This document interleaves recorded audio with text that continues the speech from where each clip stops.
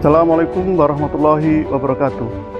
Negara kita Indonesia mempunyai potensi sumber daya alam, kelautan dan perikanan cukup besar.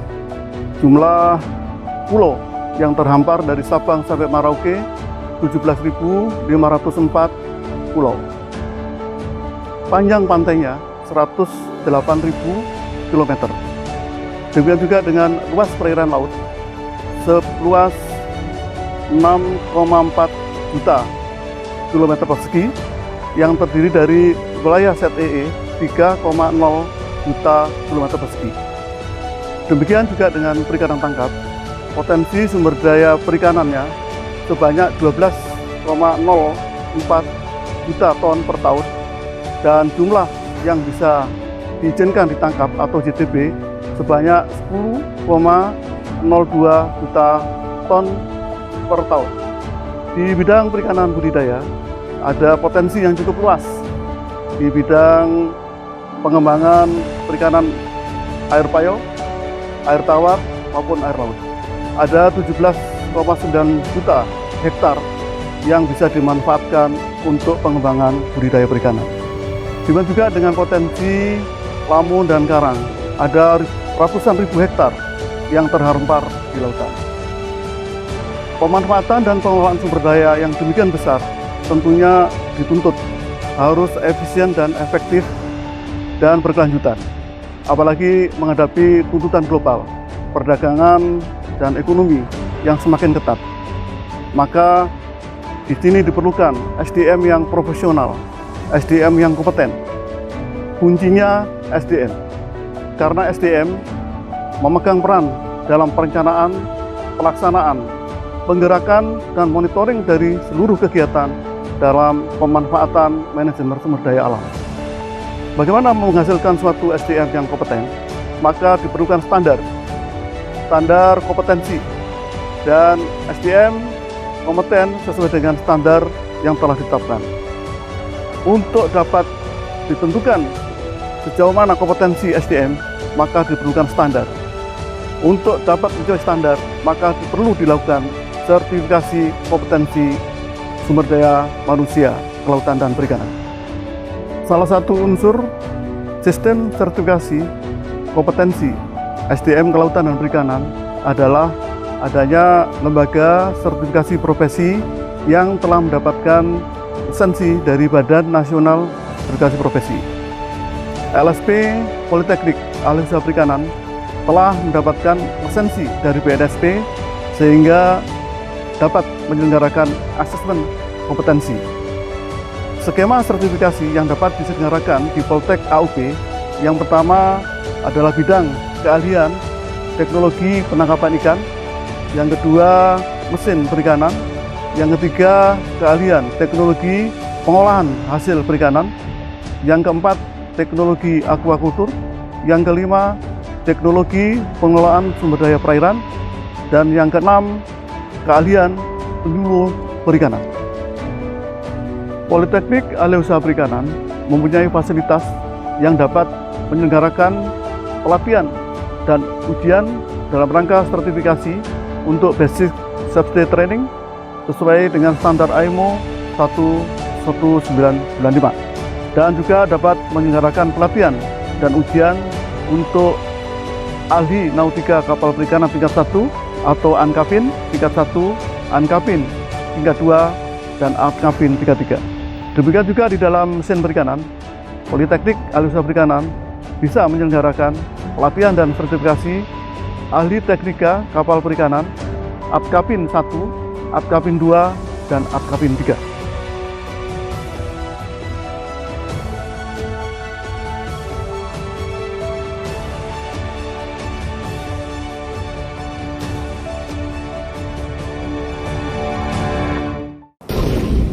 Selamat pagi sahabat Bahari. Guna membangun tenaga kerja di sektor kelautan dan perikanan, yang mampu bersaing di dalam dan di luar negeri, Kementerian Kelautan dan Perikanan melalui Badan Riset dan Sumber Daya Manusia Kelautan dan Perikanan memperkuat sinergi dengan Badan Nasional Sertifikasi Profesi atau BNSP, yang mana hal ini mengingat kebutuhan tenaga kerja yang terampil dan memiliki sertifikat kompetensi sangat tinggi di sektor kelautan dan perikanan. Maka penting perguruan tinggi di bawah naungan KKP untuk dapat bekerjasama dengan tempat uji kompetensi atau TUK agar SDM KKP dapat berkembang, dan begitu lulus, para mahasiswa perguruan tinggi atau siswa sekolah perikanan di lingkup KKP diharapkan telah langsung mengantongi sertifikat kompetensi sesuai dengan bidang masing-masing. Sehingga harapan kedepannya, melalui SDM yang kompeten dan unggul, dapat membantu meningkatkan sektor kelautan dan perikanan Indonesia di Asia Tenggara. Bagaimana sistem sertifikasi nasional yang sudah berjalan di berbagai perguruan tinggi saat ini? Lalu apa saja jenis-jenis dan skema sertifikasi di tingkat nasional maupun internasional, khususnya di sektor kelautan dan perikanan?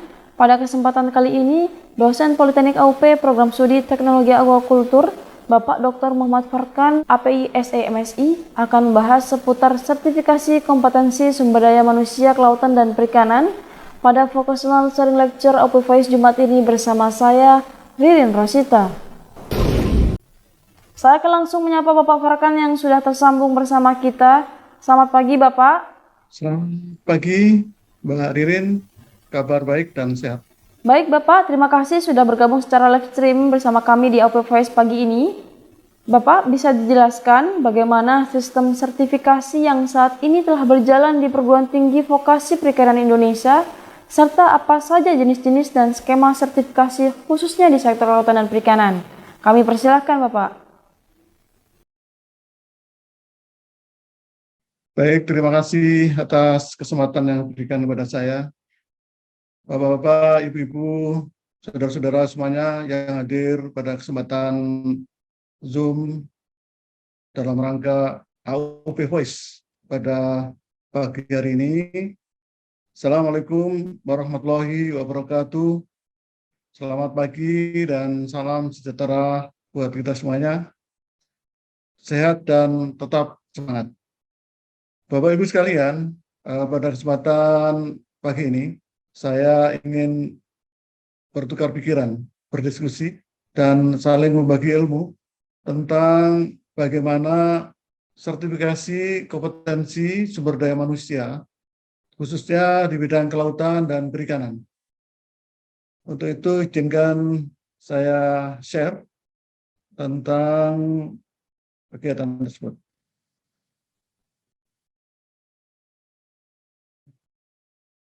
Sertifikasi kompetensi sumber daya manusia SDM kelautan dan perikanan ini saya kira sudah menjadi program internasional dan nasional karena hanya SDM yang kompeten dan mampu bersaing, disitulah mereka akan berkiprah. Sehingga pada agenda AUP Voice pada kesempatan hari ini akan kita bahas tentang yang pertama istilah dan definisi, kemudian isu yang berkaitan dengan kompetensi, sistem sertifikasi SDM, khususnya di bidang kelautan dan perikanan. Kemudian nanti akan kita juga coba bahas sedikit tentang sertifikasi kepelautan. Terakhir kita diskusi. Sebelum menginjak ke sana, tentunya ada beberapa yang perlu kita pahami yang berkaitan dengan kompetensi.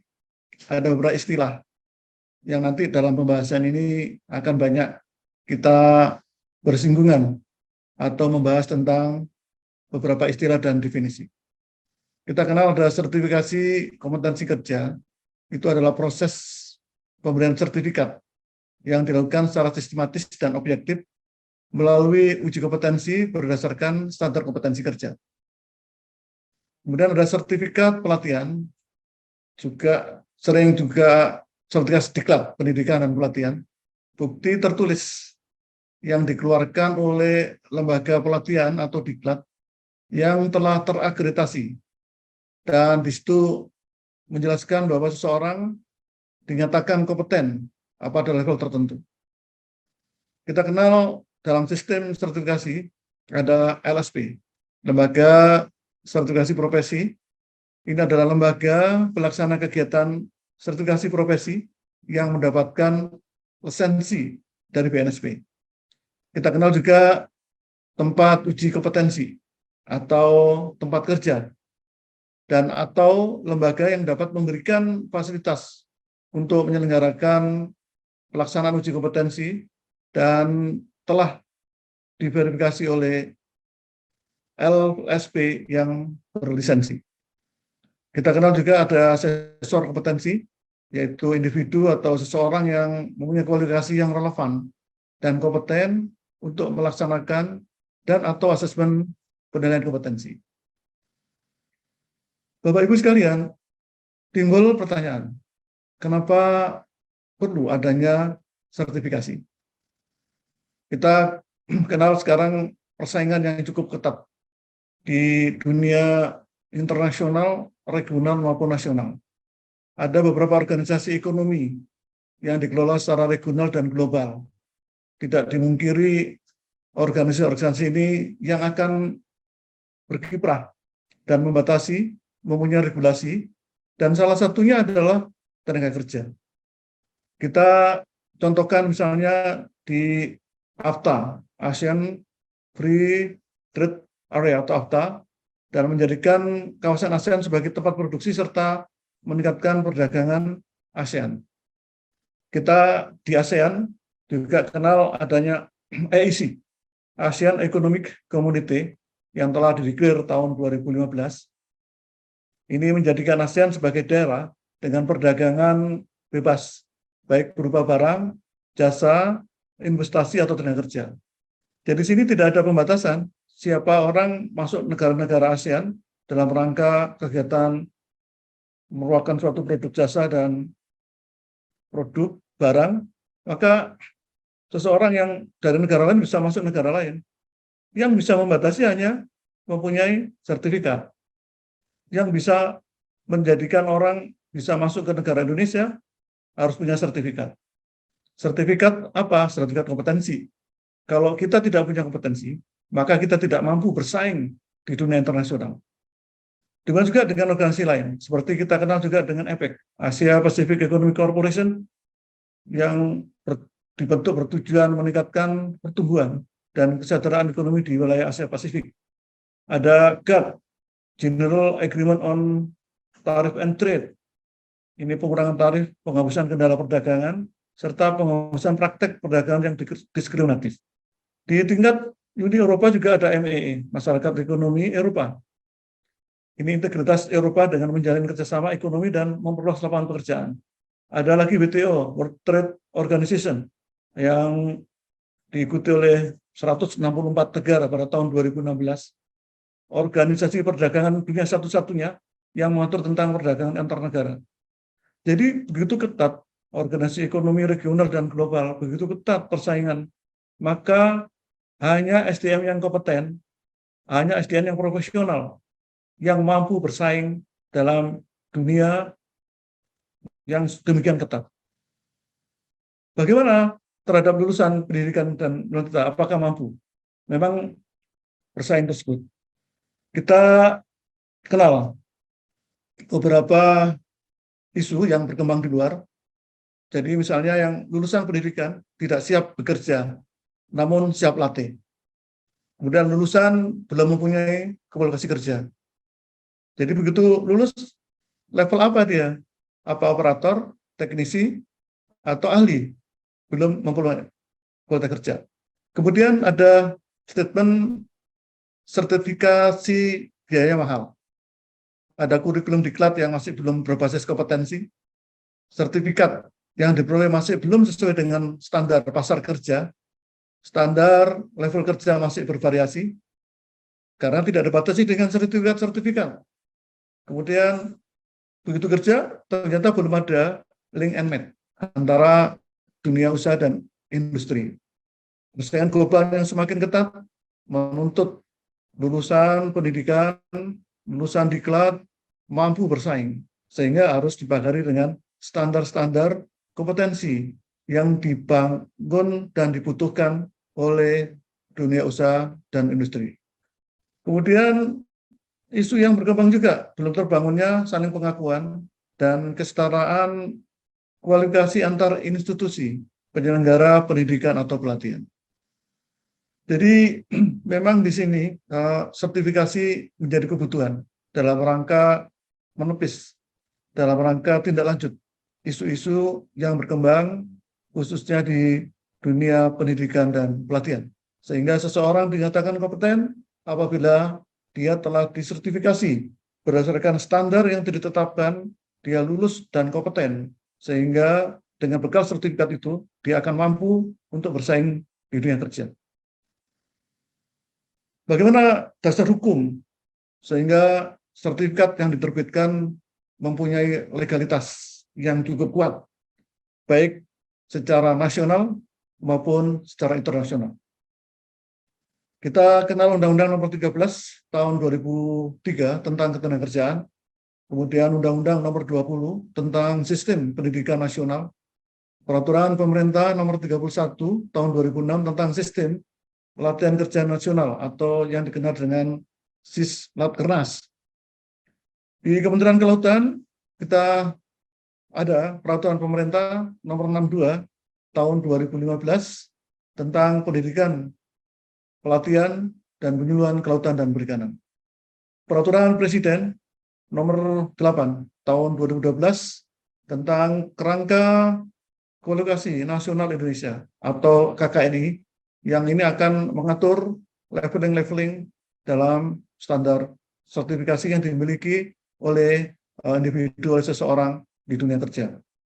Peraturan Menteri Tenaga Kerja Nomor 2 Tahun 2016 tentang Sistem Standarisasi Kompetensi Kerja Nasional Indonesia.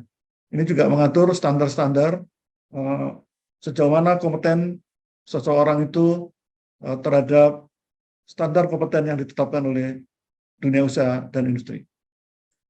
Peraturan Kementerian Kelautan dan Perikanan Nomor 53 Tahun 2018 ini sudah memberlakukan SKKNI di bidang kelautan dan perikanan menjadi bagian yang harus diterapkan di dunia usaha dan industri.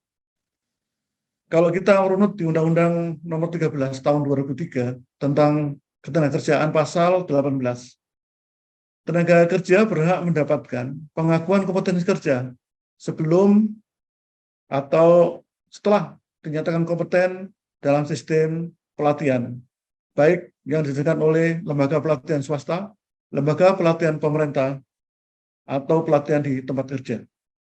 Pengakuan kompetensi kerja ini dilakukan melalui sertifikasi kompetensi kerja. Dan sertifikasi kompetensi kerja, seperti dimaksud dalam ayat 2, diikuti oleh tenaga kerja yang telah berpengalaman. Jadi sertifikasi bisa tenaga yang berpengalaman maupun melalui pelatihan yang diselenggarakan oleh lembaga pelatihan kerja.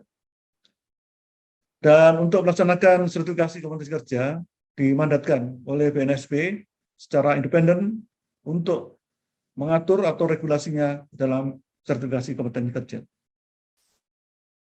Timbul pertanyaan lagi, kenapa perlu diberlakukan? Kita tengok lagi dalam Peraturan Kementerian Tenaga Nomor 2 Tahun 2016 tentang Sistem Standarisasi Kompetensi Kerja dan pemberlakuan SKKNI yang ditetapkan oleh Menteri dilakukan oleh instansi teknis yang mengusulkan secara tugas dan fungsinya. Di sini ada pengembangan SDM-nya oleh Dudi dan mendapat keringanan pajak bruto dari pemerintah. Kemudian dalam amanat tersebut juga lembaga diklat baik formal maupun informal menyesuaikan kebutuhan SDM Dudi untuk adanya link and match. Dan LSP yang bergerak di bidang sektor KB akan menyesuaikan penyusunan skema dengan SKKNI yang akan diberlakukan di lingkungan kelautan dan perikanan. Di perguruan tinggi juga ada beberapa hal yang sudah diatur dalam Undang-Undang Nomor 12 Tahun 2012. Sertifikat kompetensi diterbitkan oleh perguruan tinggi bekerja sama dengan organisasi profesi, lembaga pelatihan, atau lembaga sertifikasi yang terakreditasi kepada lulusan yang lulus uji kompetensi. Kemudian di Undang-Undang Nomor 12 juga sertifikasi kompetensi digunakan sebagai syarat untuk memperoleh pekerjaan tertentu. Menurut di Peraturan Menteri Riset Teknologi dan Dikti Nomor 59 tahun 2018 tentang ijazah, sertifikasi, dan sertifikasi kependidikan, bahwa seorang lulusan diklat, seorang lulusan pendidikan, tidak hanya ijazah, maka seseorang atau mahasiswa atau siswa harus punya yang namanya SKPI, Sertifikat Kompetensi Pendamping Ijazah.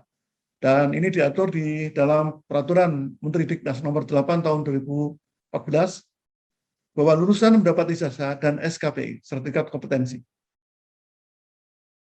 Kemudian, kenapa harus kita latih, kita buat sertifikasi? Ada beberapa manfaat yang diperoleh di semua sektor. Yang pertama di industri. Apa manfaatnya bagi industri? Kompetensi tenaga kerja telah standar yang disesuaikan dengan kebutuhan dunia usaha dan industri.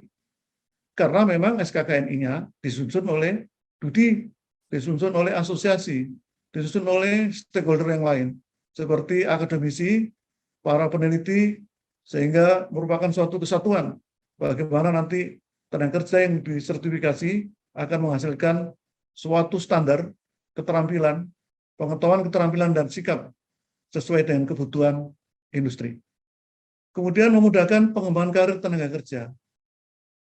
Industri sudah punya dasar bagaimana orang ini mempunyai sertifikat apa, terus berapa gajinya, ditempatkan di bagian apa, karena sudah sesuai dengan standar yang telah disertifikasi secara independen. Keuntungan atau manfaat juga dirasakan oleh tenaga dan calon tenaga kerja. Dan ini meyakinkan, salah satunya adalah meyakinkan ke perusahaan bahwa tenaga kerja kompeten sesuai bidangnya. Jadi kalau seseorang mempunyai sertifikat operator budidaya udang, kemudian ada perusahaan budidaya udang, maka sudah tahu bagi tenaga kerja nanti akan ditempatkan di bagian apa. Sehingga operator pakan tentunya bagian pakan feeder misalnya. Demikian juga tenaga kerja sudah bisa menempatkan yang bersangkutan pada bidang keahliannya.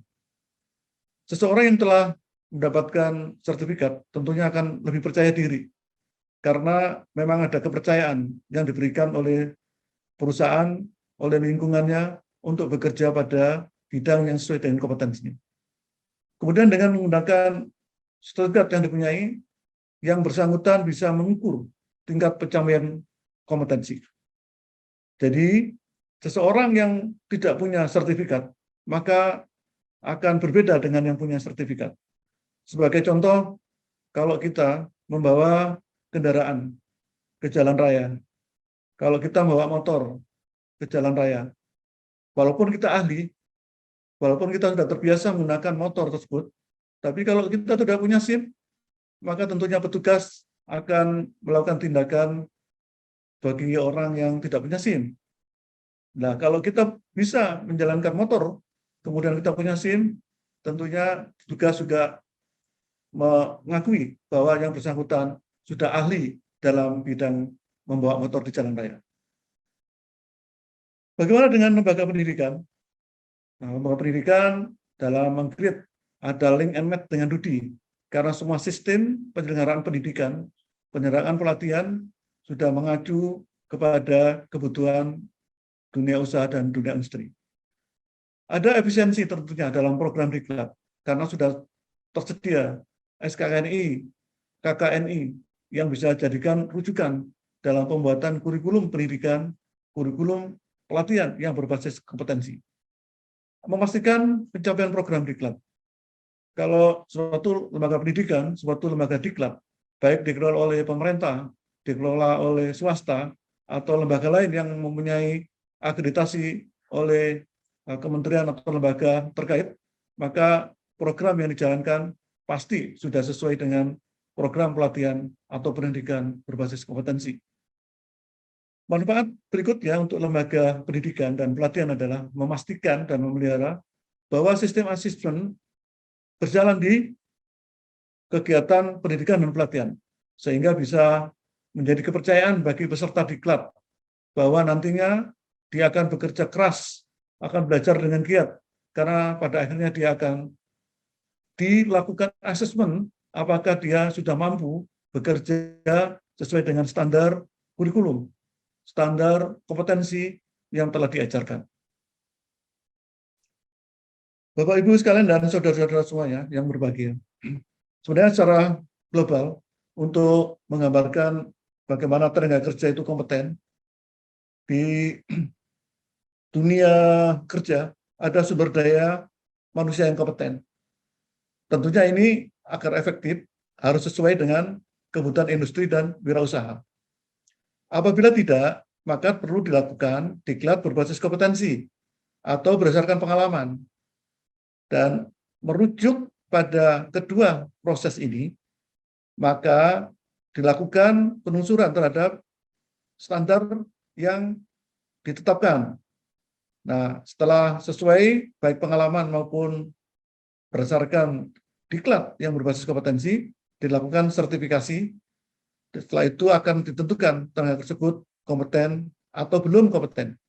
Kalau belum, maka bisa diulang. Kalau sudah, maka langsung bisa diberikan serta sertifikat kompetensi.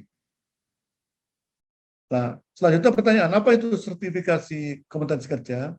Nah, ini proses pemberian sertifikat kompetensi yang dilakukan secara sistematis dan objektif melalui uji kompetensi yang mengacu kepada standar kompetensi kerja nasional Indonesia atau standar khusus atau standar internasional yang dikenal juga dengan SI.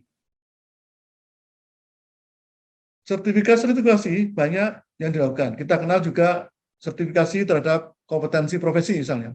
Dilakukan oleh lembaga sertifikasi personel atau profesi berlaku apabila masih kompeten.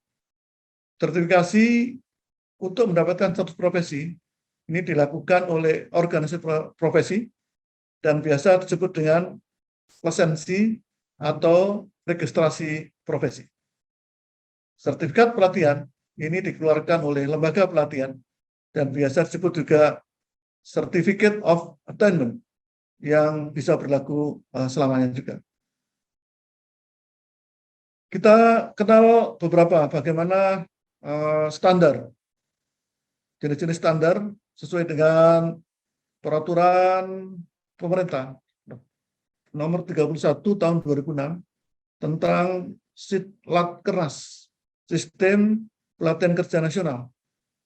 Ini ada standar kompetensi, ini dijadikan acuan atau ukuran yang telah disepakati, dan kita kenal ada standar khusus, standar kompetensi kerja khusus yang sering kita sebut dengan SK3. Ada standar internasional yang kita sebut dengan SI, dan standar kompetensi kerja nasional Indonesia yang kita singkat dengan SKKNI. Standar-standar ini dijadikan dasar acuan dalam melakukan sistem sertifikasi. Nah, bagaimana pengembangan ini? Ada triple helix pengembangan SDM berbasis kompetensi. Ada KKNI, SKKNI, merupakan pasangan yang tidak bisa dipisahkan karena kedua-duanya saling berhubungan. Kemudian ada kompetensi based training, pelatihan berbasis kompetensi. Ini dilakukan oleh lembaga diklat profesi. Kemudian kompeten based assessment, ini dilakukan oleh BNSP LSP. Jadi industri membutuhkan suatu standar, membutuhkan tenaga kerja yang kompeten.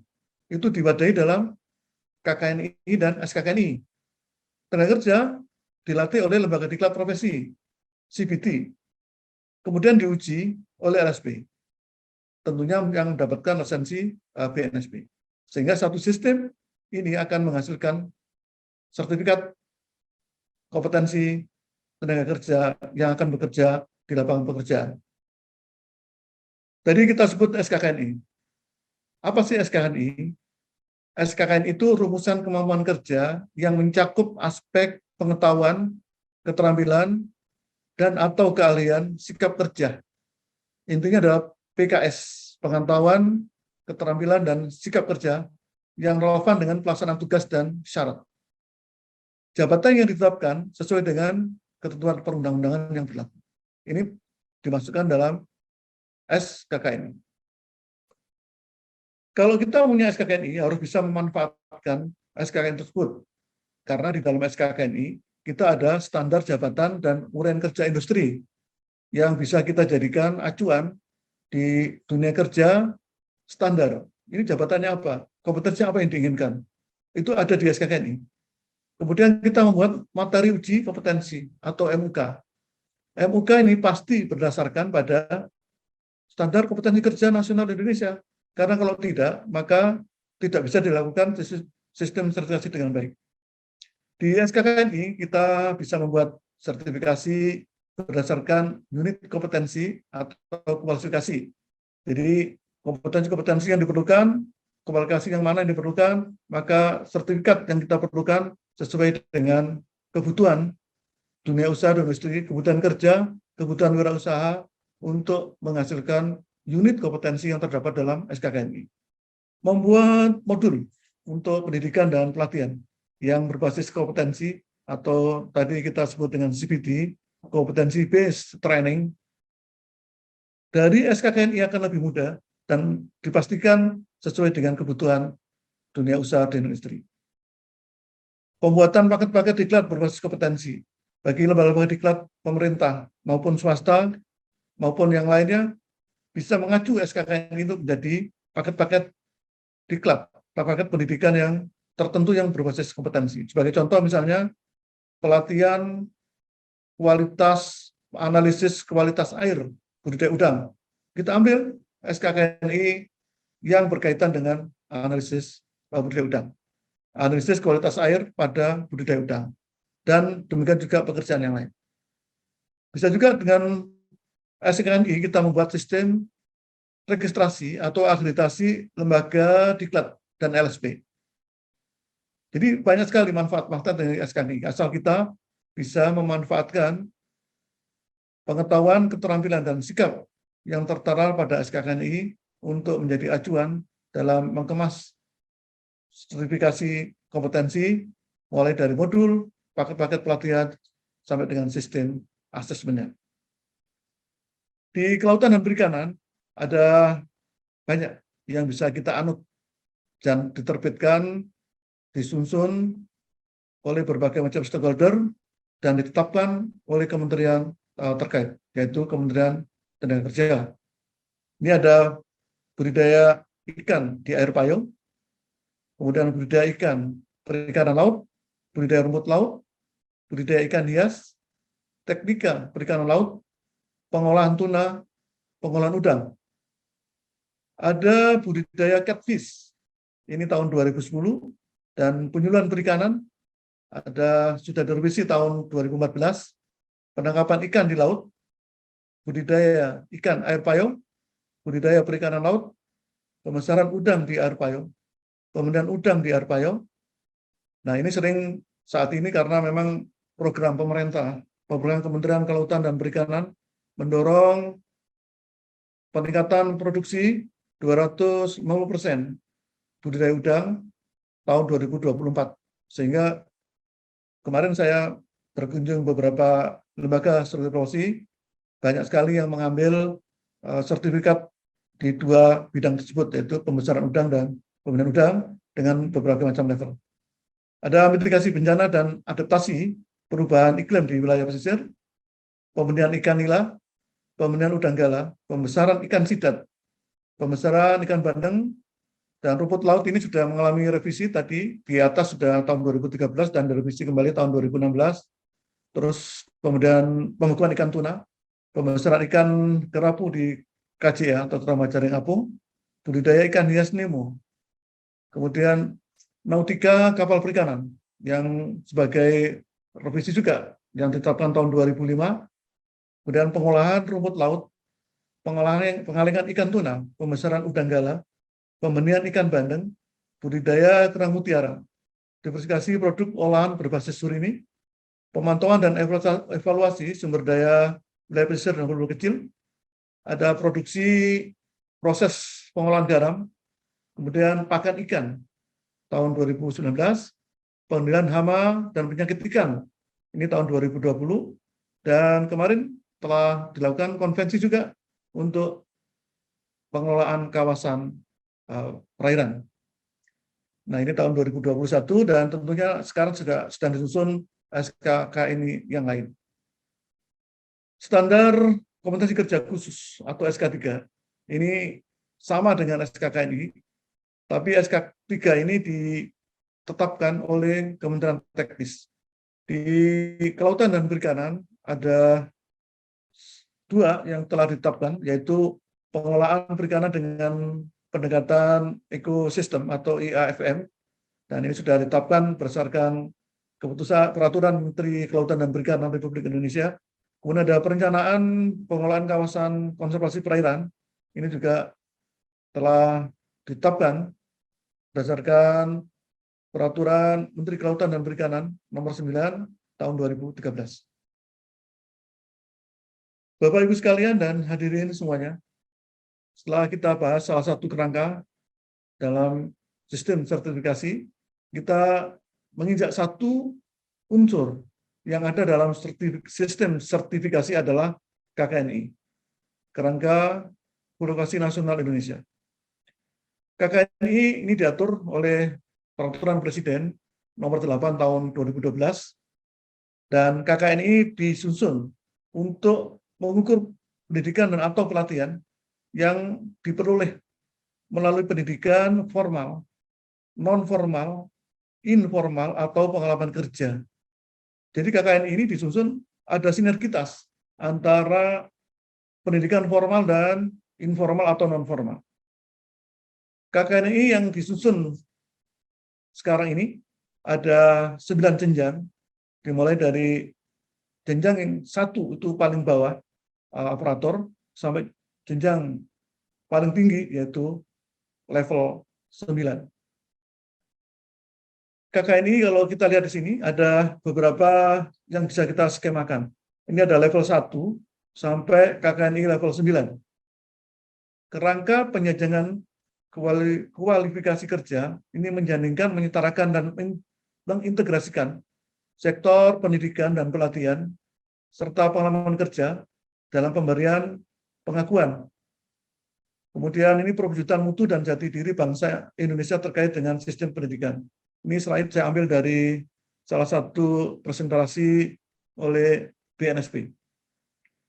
Jadi Kemendikbud, Kemenakritrans waktu itu jadi untuk menghasilkan KKNI level 1 sampai 9. Kalau kita ilustrasikan dalam skema yang sekarang, ini ada level 1 sampai 9, operator level 1, 2, 3, ini operator level 1, level 2, level 3. Kemudian teknisi analisis, itu level 4, 5, 6.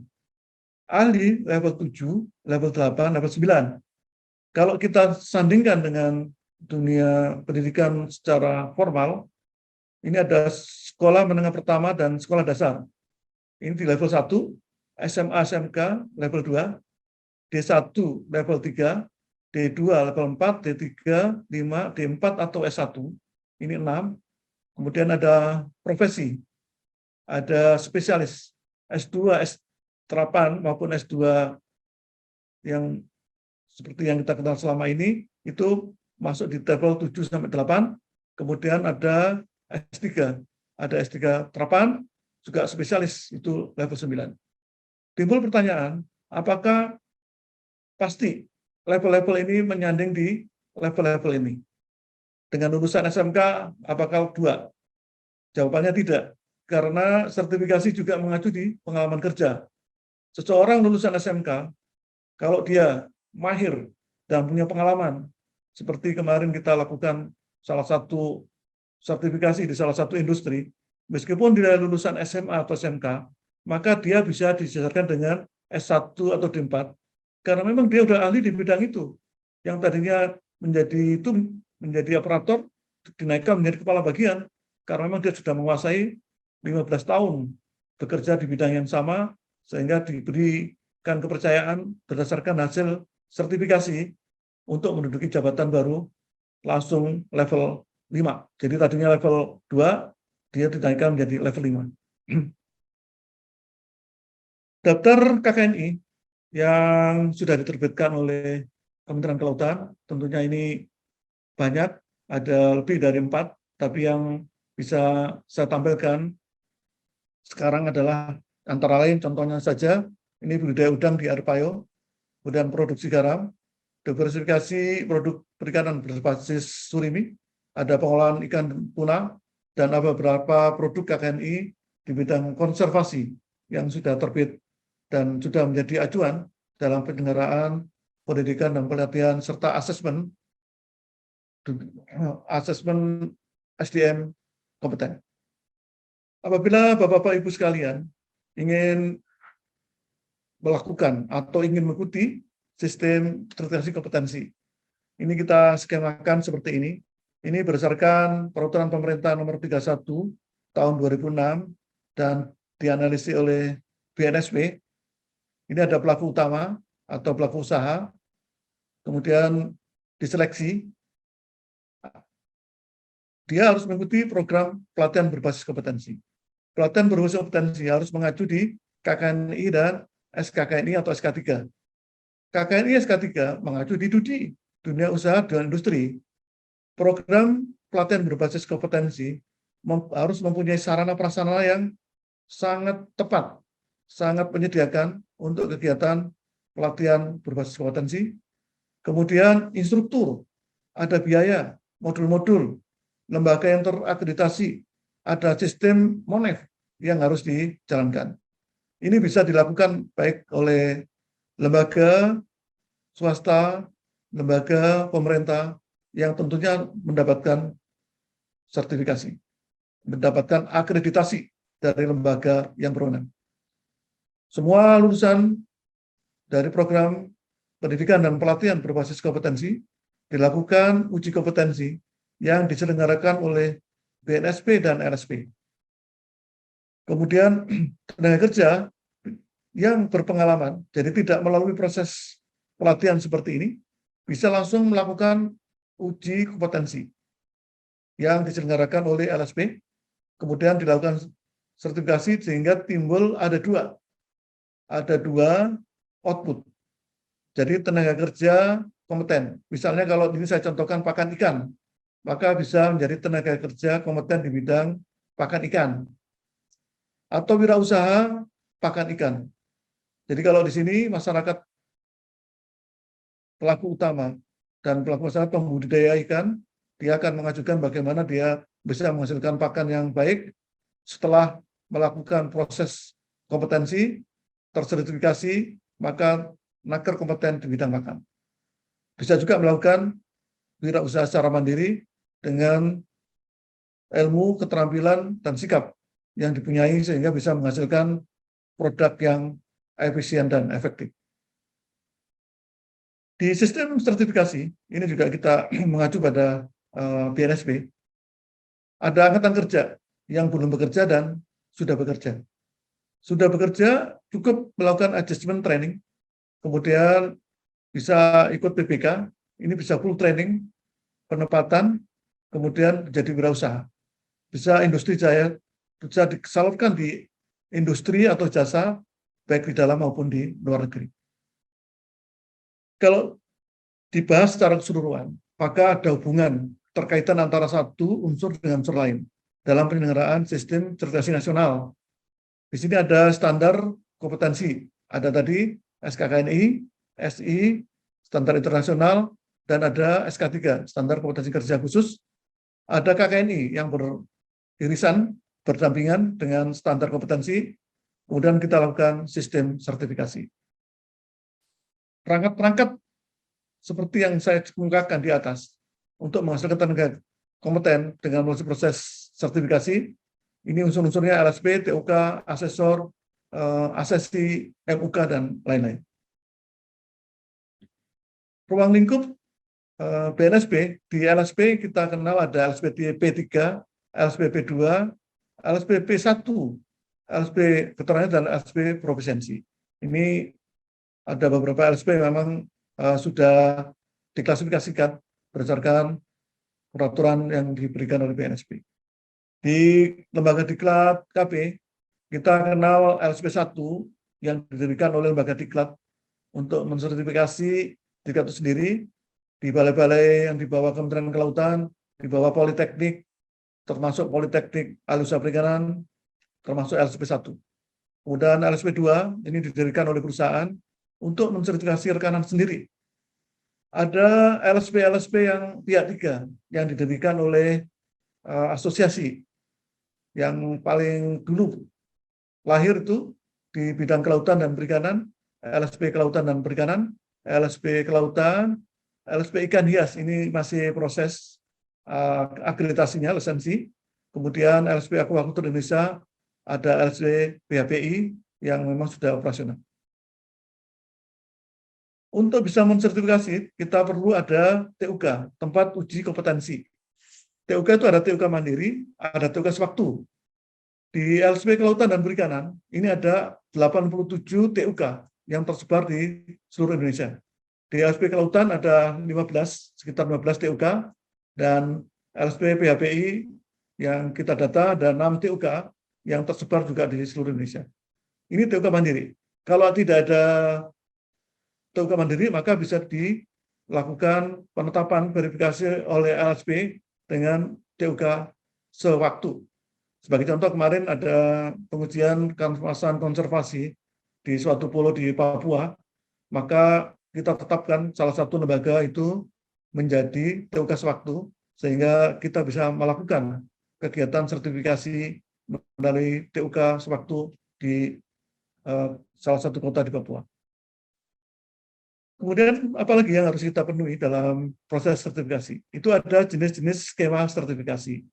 Ada 5 skema sertifikasi, namun yang dianjurkan itu ada skema sertifikasi KKNI, karena di sana sudah terpetak-petak jabatannya apa, jadi sangat mudah untuk membuat skemanya. Kemudian ada skema okupasi yang telah ditetapkan oleh lembaga terkait. Okupasi, peta okupasi tenaga kerja untuk kelautan dan perikanan sudah, alhamdulillah sudah ditetapkan. Itu ada okupasi di bidang perikanan dan okupasi bidang kelautan. Juga ada skema sertifikasi yang dibangun dengan menggunakan paket kompetensi atau klaster. Ini tentunya dengan persyaratan ada permintaan dari pengguna tenaga kerja itu. Materi uji kompetensi sebagai bagian juga dalam pelaksanaan sertifikasi. Dan materi uji kompetensi ini merupakan perangkat yang digunakan untuk penyelenggaraan uji kompetensi. Jadi seperti soalnya gitu, seperti indikator-indikator yang harus dijawab, yang harus diperagakan melalui program asesmen oleh para asesi. Proses uji kompetensi ini bagaimana peserta uji kompeten. Tadi ini rangkuman dari yang apa saya sampaikan. Ada lembaga sertifikasi profesi, LSP, kemudian tentunya proses melalui pendaftaran, kemudian ada rekomendasi, penunjukan asesor, kemudian melakukan asesmen di tempat uji kompetensi, ada pemeliharaan sistemnya, sehingga kegiatan uji kompetensi itu berjalan dengan baik untuk menentukan seseorang kompeten atau belum kompeten. Nah, ini alur proses sertifikasi secara detail. Jadi nanti ada calon pemohon, ada pendaftaran bisa melalui web yang sekarang masa-masa pandemik seperti ini disediakan web oleh masing-masing TUK atau LSP. Kemudian direview, ada APL 1, APL 2, dilakukan pra-assessment, terutama di dalam knowledge, skill, and attitude, dilakukan uji kompetensi. Seseorang yang kompeten langsung dapat sertifikat, yang belum kompeten tentunya akan melalui proses pra-assessment kembali. Apabila seseorang sudah kompeten, maka berhak diberikan sertifikat kompetensi. Dan berapa berlakunya tentunya tergantung dari skema sertifikasi yang telah dilisensi oleh Badan Nasional sertifikasi profesi. Kalau kita kenal sertifikat, ada sertifikat diklat yang namanya Certificate of Attainment dikeluarkan oleh Mendiklat dan biasa ini berlaku selamanya. Ada sertifikat lisensi, kita sebut juga dengan registrasi profesi. Certificate of Proficiency ini dikeluarkan oleh organisasi profesi dengan ada ketentuan waktu berlakunya. Sertifikat kompetensi kerja diberikan oleh lembaga sertifikasi profesi yang berlaku untuk masa waktu tertentu. Bapak Ibu sekalian, saat ini di samping yang berdasarkan standar kompetensi kerja nasional Indonesia diatur oleh BNSP, kita perlu juga menjelaskan salah satu sertifikat di bidang kelautan dan perikanan yang harus dimiliki oleh seorang pelaut. Jenis-jenis sertifikat yang banyak harus dimiliki oleh seorang pelaut di kapal perikanan, ada ahli nautika Ankapin 1, Ankapin 2, Ankapin 3, dan Ankapin 1, Ankapin 2, dan Ankapin 3. Panduan mutu sistem standar pendidikan dan pelatihan ujian, serta sertifikasi pelaut kapal penangkap dan ikan itu tertuang dalam Peraturan Menteri Kelautan dan Perikanan Republik Indonesia Nomor 7 Men/2011. Dan standar ini mengatur tentang salah satu penyelenggaraan mutu sistem pendidikan dan pelatihan yang dikenal dengan STCWF, Standard of Training Certification Watchkeeping Vessel, ini tahun 1995 dan telah diratifikasi. STCWF tertuang dalam Peraturan Presiden Nomor 18 tahun 2019. Bapak Ibu sekalian, bagaimana status sertifikat ini? Status ini berlaku secara internasional dan mengacu pada standar yang telah dikeluarkan oleh IMO, International Maritime Organization, yang tertuang di sini adalah di STCWF 1995. Demikian juga dengan sertifikat Basic Safety Training atau BSTF. Kita kenal ada peraturan Menteri Perhubungan nomor KM 9 tahun 2005 tahun tanggal 27 Januari 2005 tentang pendidikan, pelatihan, ujian, sertifikasi pelaut kapal penangkap ikan. Ini ada kita kenal dengan Ankapin 1, ahli nautika kapal penangkap ikan tingkat 1, ahli nautika kapal penangkap ikan tingkat 2 atau Ankapin 2, ahli nautika kapal penangkap ikan tingkat 3 atau Ankapin 3. Sekarang masih belum ada perubahan secara signifikan, dan sertifikat keahlian pelaut kapal penangkap ikan bagian mesin itu ada ahli teknika kapal penangkap ikan tingkat 1 atau disebut dengan Ankapin 1, ahli teknika kapal penangkap ikan tingkat 2 atau Ankapin 2, ahli teknika kapal penangkap ikan tingkat 3 atau Ankapin 3. Di sistem ujian ke pelaut ada DPKP, Dewan Penguji Keahlian Pelaut Kapal Penangkap Ikan. DPKP Kapal Penangkap Ikan lembaga yang mempunyai mandat untuk melakukan pengujian keahlian pelaut kapal penangkap ikan.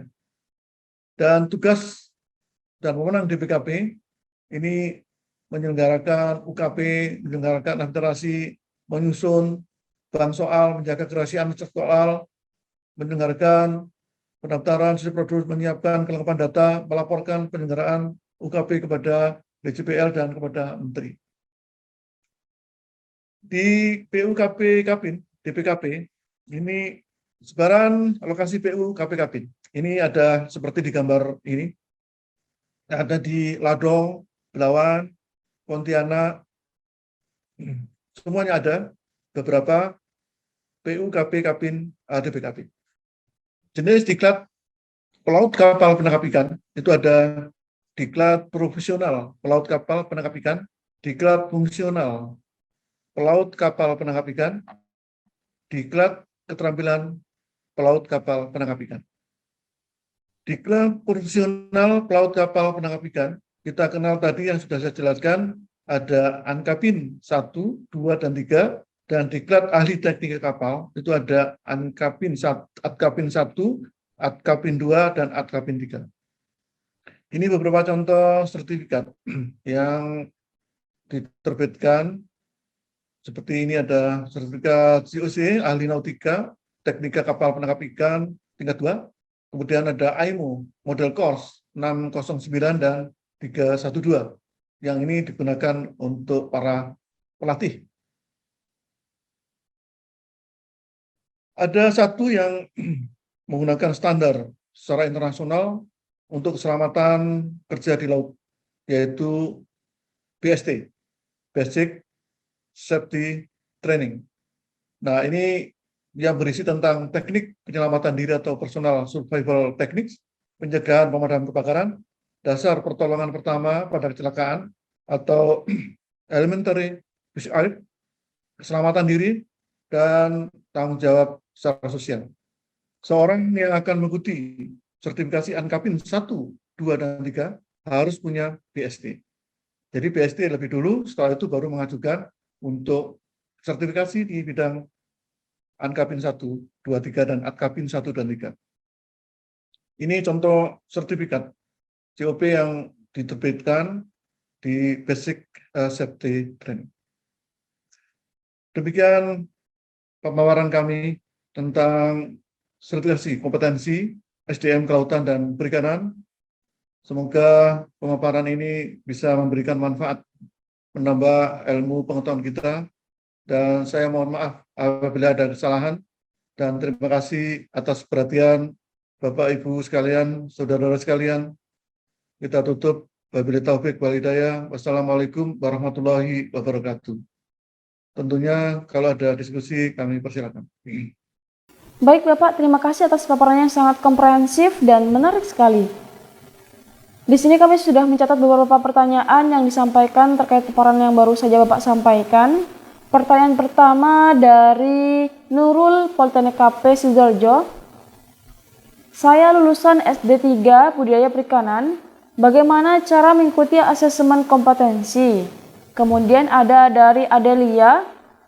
Apakah Politeknik AOP menyelenggarakan asesmen kompetensi dan pelaut perikanan? Kemudian yang terakhir Bapak dari Indrawan, secara sederhana Pak, apa saja persyaratan mengikuti ujian Atkapin 1 dan Atkapin 1? Dan kompetensi apa yang akan dimiliki oleh para peserta yang telah mengikuti pelatihan tersebut? Kami persilakan kepada Bapak untuk menjawab. Baik, terima kasih Mbak Dirin. Bapak Ibu sekalian dan saudara-saudara sekalian, ini saya kira responnya cukup positif. Saya coba untuk menjelaskan yang dari Mbak Nurul tadi ya, menjelaskan bagaimana mengikuti sertifikasi lulusan D3 Budidaya Perikanan. Seperti yang saya jelaskan, ada beberapa level yang bisa diikuti D3 Perikanan. Untuk budidaya perikanan berarti kita pertama harus memilih skema sertifikasi mana yang akan diikuti. Sebagai contoh, kalau D3 kita berikan salah satu skema sertifikasi teknisi pengukur kualitas air budidaya udang. Maka Saudara Nurul atau Mbak Nurul bisa melengkapi seluruh persyaratan yang diterbitkan oleh salah satu LSP, lembaga sertifikasi profesi yang mempunyai skema teknisi mengukur kualitas air budidaya udang. Di situ misalnya lulusan minimal D3 Budidaya Perikanan, pernah bekerja atau pengalaman di bidang budidaya selama 2 tahun. Nah, itu masing-masing LSP mempunyai persyaratan. Tapi biasanya tidak lepas dari kita minimalkan dari formalnya. Jadi misalnya biasanya di sana ada 3 tahun bekerja di budidaya udang dan berpengalaman di analisis kualitas air. Kemudian Mbak Nurul bisa mendaftar di TUK, kemudian TUK bisa memberikan persyaratan-persyaratan. Selanjutnya dilakukan asesmen mandiri atau pra-assessment. Nanti ada namanya form APL 1, kemudian setelah lulus di APL 1, ada asesmen mandiri di APL 2. Nah, nanti itu biasanya sudah ada asesor yang sudah meneliti apakah ini K atau BK, kompeten atau belum kompeten. Dari situ kemudian dilakukan proses asesmen. Nah, cuma ada dua, K atau BK, kompeten atau belum kompeten. Ini pelaksanaan uji kompetensinya sangat fair, sehingga nanti apabila ada hal yang tidak berkenan, bisa melakukan banding. Selanjutnya, apabila sudah dinyatakan kompeten, maka berhak mendapatkan sertifikat. Yang harus dilihat, skema sertifikasi itu tersedia di LSP. Jadi pertama, lihat TUK-nya, apakah punya skema, kemudian lihat LSP-nya. Nah, setelah ketemu, baru bisa melakukan pendaftaran. Setelah pendaftaran, dilakukan uji pra-assessment, uji mandiri, kemudian proses sertifikasi selesai. Saya kira itu yang bisa dicoba. Kemudian yang kedua, yang berkaitan Poltek AUP. Politeknik Alus Perikanan yang terletak di Jakarta, kita salah satu LSP yang melakukan uji kompetensi di bidang beberapa keahlian, yaitu penangkapan ikan, mesin perikanan, pengolahan hasil perikanan, aquakultur, pengolahan sumber daya, dan penyuluhan perikanan. Kita punya beberapa level yang bisa diikuti. Tentunya karena ini LSP 1, jadi khusus untuk peserta didik. Jadi para taruna kami sertifikasi dengan menggunakan skema sertifikasi yang telah tersedia. Bagaimana untuk yang di luar, para alumninya atau para pelaku utama atau pembudidaya atau nelayan pengolah, boleh nanti tentunya melalui proses pendidikan dan pelatihan. Jadi Poltek AUP melalui LSP-nya nanti akan melakukan sertifikasi. Jadi bisa saja nanti dilatih dulu oleh Poltek AUP, kemudian setelah itu langsung kita sertifikasi. Jadi merupakan satu sistem. Jadi kita tersedia sistem sertifikasi dan pelatihannya. Ada satu pertanyaan tadi, ini mungkin dari salah satu lulusan perguruan kali ya, yang menanyakan tentang apa syarat untuk bisa mengikuti ujian ahli nautika atau teknika kapal penangkap ikan. Untuk Ankapin dan Atkapin 1, maka calon peserta harus punya berbagai persyaratan. Apabila diploma 3 di bidang program studinya penangkapan ikan dan mesin perikanan, maka punya pengalaman kerja di kapal selama sekurang-kurangnya 6 bulan.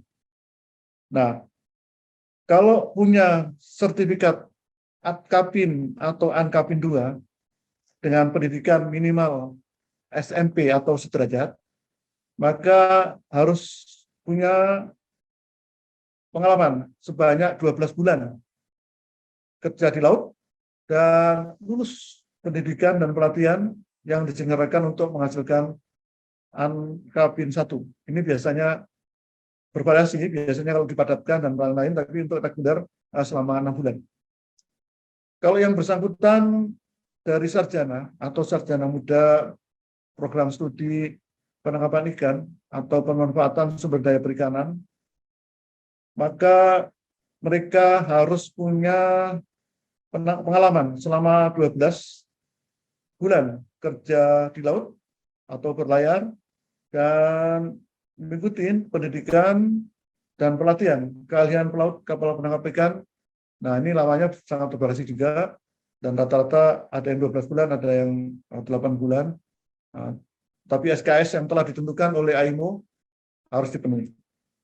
Kemudian yang persyaratan umurnya harus kurang-kurangnya 18 tahun dan memiliki surat keterangan sehat dari rumah sakit atau dokter yang ditunjuk. Saya kira itu dari yang bisa saya jelaskan, Mbak Ririn. Baik sahabat Bahari, jawaban Bapak Farkan tadi sekaligus menutup perjumpaan kita dalam AUP Voice minggu ini. Bapak Farkan, terima kasih telah bersedia bergabung dengan kami pagi ini. Saya Rino Sitahur mewakili tim yang bertugas pagi ini mengucapkan terima kasih atas kebersamaan sahabat Bahari. Saksikan terus AUP Voice dan salam AUP Web.